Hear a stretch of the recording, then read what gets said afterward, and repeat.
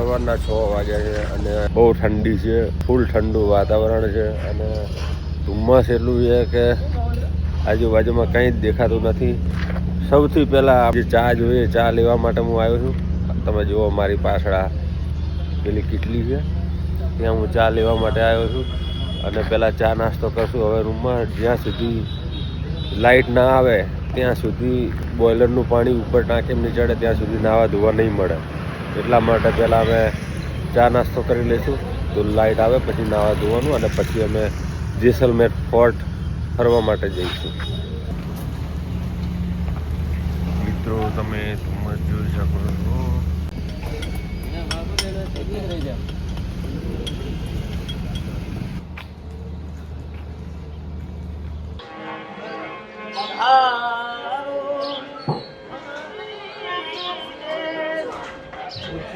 સવારમાં મેં તમને બતાવ્યું હતું કે કેટલું ફોગ હતો, એટલું વાદળછાયું વાતાવરણ હતું, સામે કંઈ દેખાતો નહોતું, એટલો ફોગ હતું. અને અત્યારે નીકળ્યા નથી, દેખાતા નથી, નીકળ્યા તો હશે પણ દેખાતા નથી.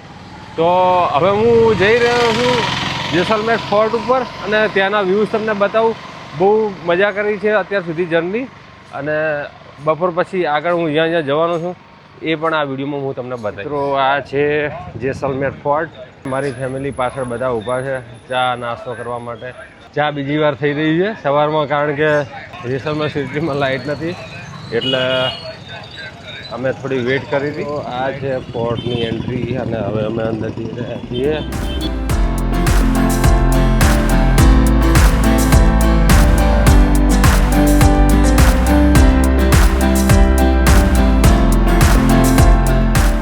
એન્ટ્રી કરી ચૂક્યો છું. મારી પાછળ તમે ફોર્ટ જોઈ રહ્યા છો અને આ બાજુ જો થોડો ઢાળ છે. ડિસેમ્બરનો એન્ડ છે અને આજે થઈ છે 23 તારીખ, તો એના કારણે ટુરિસ્ટ પણ બહુ વધારે લાગે છે અને હવે ધીમે ધીમે 31st આવી રહી છે એટલે ભીડ વધવાની છે, મને લાગી જ રહ્યું છે.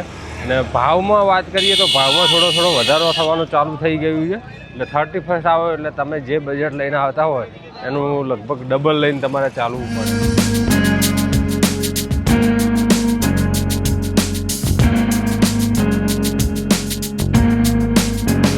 રાજસ્થાની ભાતના કપડાઓ અહીંયા તમે જોઈ શકો છો.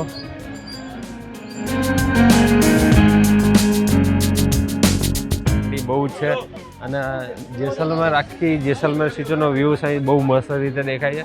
અહીંયા મારી આજુબાજુ બધા ટુરિસ્ટ છે, બધા એન્જોય કરી રહ્યા છે અને મોટા ભાગના લગભગ ગુજરાતી જ છે. તમે પણ આવી શકો છો તમારી ફેમિલી સાથે. અને ચલો હવે હું બીજા જ આવા જ એક સ્પોટ ઉપર હું જઈ રહ્યો છું, ત્યાં તમને બીજા વ્યૂઝ બતાવું. આખા ફોર્ટમાં મોટા ભાગની આવી દુકાનો જ છે અને આ અહીંયાથી જાઓ એટલે એક તોપ છે અને એના ત્યાંથી એક જેસલમેર સિટીના સારા વ્યૂઝ આવે છે. અહીંયા આખા ફોર્ટમાં તમને કંઈક ને કંઈક ખરીદી કરવા મળી રહેશે. આખું એક બજાર છે એક ફોર્ટ.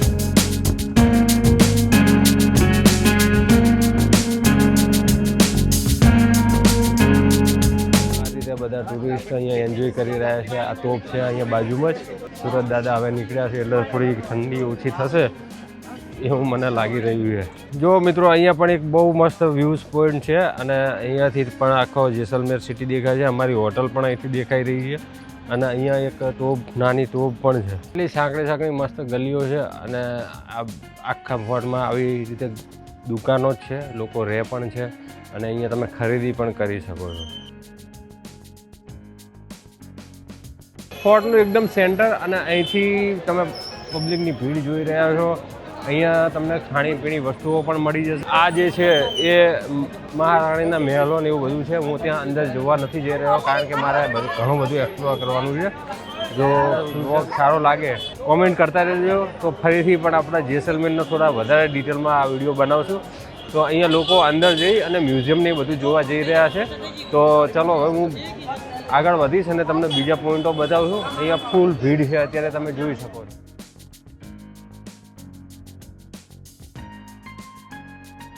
જો મિત્રો અમે લોકો જમવાનું જોડે લઈને આવ્યા છીએ એટલે અહીંયા ગાડીઓ ઊભી રાખી છે હાઈવે ઉપર અને આ એક જગ્યા અહીંયા દેખાય છે.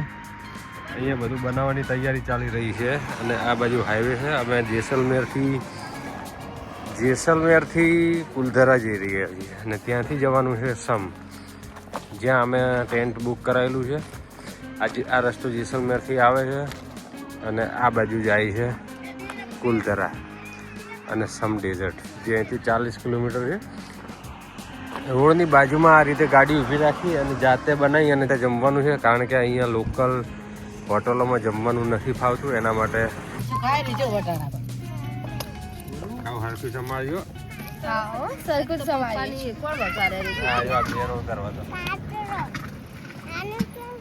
બસ બસ બહુ પથ્થર ભેગા કરે આવે. સુધારી આપતા નહીં અને ખોટી ખોટી મને રોવડાવો.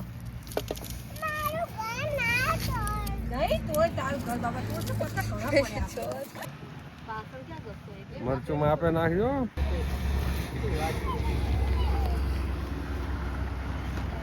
શું બની રહ્યું? ગુજરાતી ભાખરી. એક બાજુ ખીચડી એક બાજુ ભાખરી. એ યાર જો મસાલા ખીચડી છે. ગિરનારી.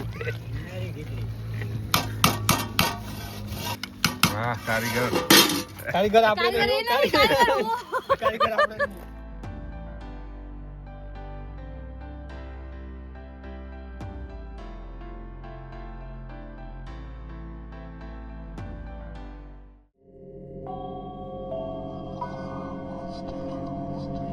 તો હવે હું જેસલમેરથી આવી ગયો છું કુલધરા વિલેજ, જે એક ભૂતિયા ગામ તરીકે ઓળખાય છે. અહીંયા આ ગામમાં હું બીજી વાર આવ્યો છું. કહેવાય છે કે આ ગામમાં રાતના 6 વાગ્યા પછી કોઈ રહેતું નથી. અત્યારે બધા જે ટુરિસ્ટ છે 6 વાગ્યા પછી અહીંયા તમે આવો તો કંઈક અલગ જ અહેસાસ થાય. અહીંયા ખાલી ભૂતો જ રહે છે એવું કહેવામાં આવે છે. જો મિત્રો, આ છે ઉપરની છત. ગવર્મેન્ટ એની સપોર્ટ કરેલા છે. આ અહીંયા ખાડો છે.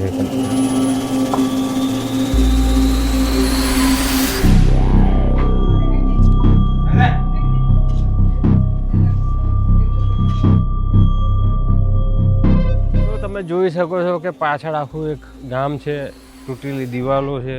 લોકો કહે છે કે આ એક ગામ હતું. વર્ષો પહેલાં બ્રાહ્મણો અહીંયા રહેતા હતા. આખું ગામ વસાયેલું હતું અને 90ની સદીની સ્ટાર્ટિંગમાં આ ગામ રાતોરાત ખાલી કરવું પડ્યું હતું.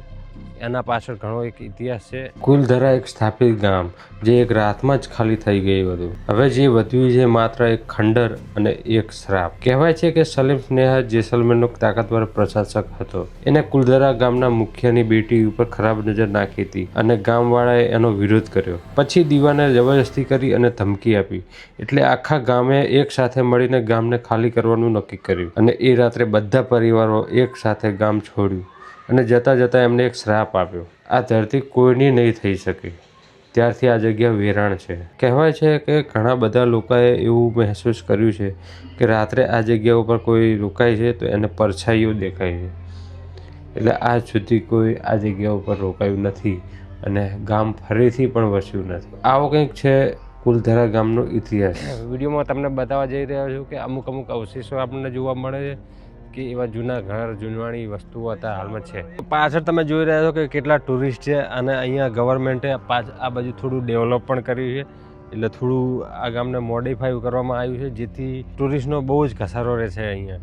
એટલે અત્યારે તો ઘણા બધા ટુરિસ્ટ અને 6 વાગ્યા પછી એન્ટ્રી આપવામાં નથી આવતી. એટલે તમે જ્યારે પણ આવો તો એ રીતનું પ્લાનિંગ કરીને આવજો કે 6 વાગ્યા પહેલાં તમારે અહીંથી નીકળી જવાનું રહેશે. દિવાલો છે પથ્થરોની અને અહીંયા થોડા એવા સેફ છે કે અહીંયા ઘર હોય. અને આ કુલધરા ગામમાં આવવા માટે પર વ્હીકલ એક ગાડીની 50 રૂપિયા ટિકિટ, એક વ્યક્તિની 30 રૂપિયા ટિકિટ છે.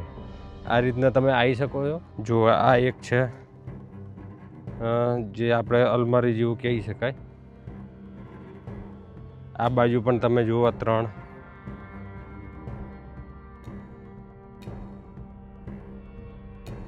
અહીંયા ફાઇટર જેટ એરપોર્ટ નજીક છે. ફાઇટર જેટ જઈ રહ્યું છે, તમે જોઈ શકો છો.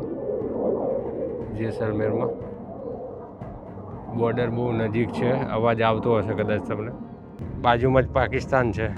બહુ એન્જોય કર્યો અત્યાર સુધી અને હવે હું જઈ રહ્યો છું સમ ડેઝર્ટ. અહીંયા ત્યાં અમારું બુકિંગ તો થઈ ગયું છે અને ત્યાંના પણ આપણે વ્યૂઝ જોઈશું.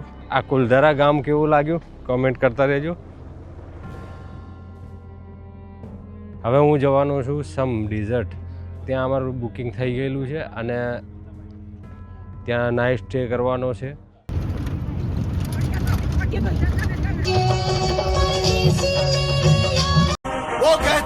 नाश्ता जैसलमेर में करेंगे, आज नाश्ता हम उनका